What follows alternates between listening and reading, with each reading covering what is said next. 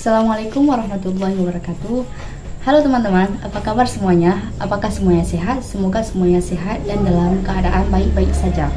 Di video kita kali ini kita akan membahas yaitu tentang pembagian hadis dari segi kuantitas perawi.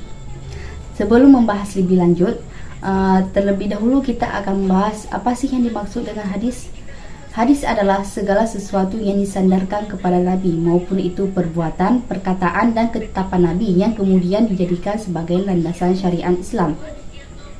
Adapun pembagian hadis dari segi kuantitas perawi itu dibagi kepada dua. Yang pertama yaitu hadis mutawatir dan yang kedua yaitu hadis ahad.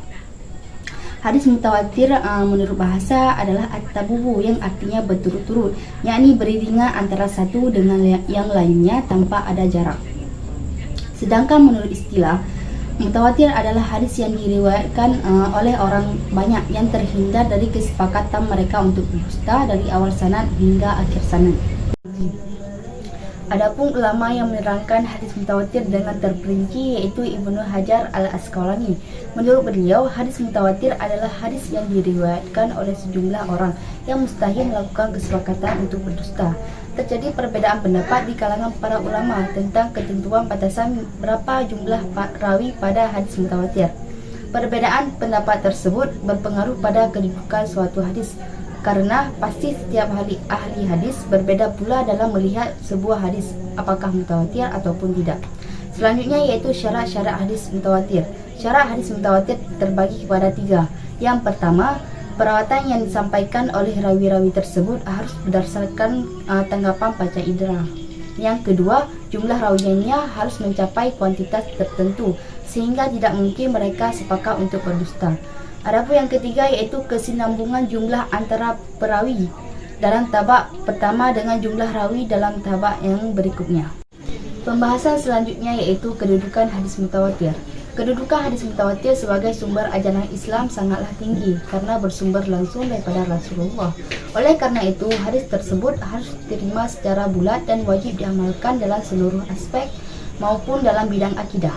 Sebaliknya, jika kita menolak kehadiran hadis mutawatir, sama halnya dengan kita menolak kedudukan Nabi Muhammad sebagai utusan Allah. Adapun kedudukan hadis mutawatir dibagi kepada tiga macam. Yang pertama yaitu mutawatir lafzi, dan yang kedua yaitu mutawatir maknawi, dan yang ketiga yaitu mutawatir amali. Yang pertama yaitu mutawatir lafzi adalah hadis yang antara riwayat yang satu dengan yang lainnya, yang hadis yang sama bunyi, lafaz dan maknanya. Dan yang kedua yaitu mutawatir maknawi adalah hadis yang maknanya berlainan antara satu dengan yang lainnya. Dan yang ketiga yaitu mutawatir amali yang diketahui dengan mudah bahwa ia dari agama dan telah mutawatir di kalangan umat Islam. Pembagian hadis dari segi kuantitas perawi yang kedua yaitu hadis ahad. Hadis ahad adalah khabar yang diriwayatkan oleh satu orang, dua orang ataupun lebih yang tidak mencapai tingkatan mutawatir. Dalam hukumnya wajib diamalkan apabila memenuhi syarat-syarat kabulnya hadis ahad tersebut. Adapun derajat hukum hadis ahad adalah seperti hadis mutawatir yang wajib diterima dan diamalkan. Akan tetapi hadis tersebut berlainan faedah berupa ilmu yang lainnya. Akan tetapi hadis ahad memberikan faedah yang berupa ilmu, yang intinya derajat hukumnya perlu diteliti terlebih dahulu, karena bisa jadi hadis tersebut hadis yang sahih, hasan ataupun dhaif. Jika dilihat dari periwayatan hadisnya, hadis ahad dibagi menjadi tiga. Yang pertama hadis masyhur, dan yang kedua hadis aziz, dan yang ketiga hadis gharib. Yang pertama yaitu hadis masyhur, yang secara bahasa berasal dari kata syahara yang bermakna penampakan sesuatu, kejelasan sesuatu, dan penyebaran sesuatu. Sedangkan menurut istilah adalah hadis yang memiliki jalan sanad lebih daripada dua perawi dan tidak mencapai derajat mutawatir. Dan yang kedua yaitu hadis aziz. Secara bahasa, kata aziz adalah syifah musyabbah dari kata kerja azza yaizu yang bermakna sedikit ataupun jarang. Sedangkan secara istilah adalah hadis yang diriwayatkan oleh dua perawi yang tiap tabak atau tingkatan.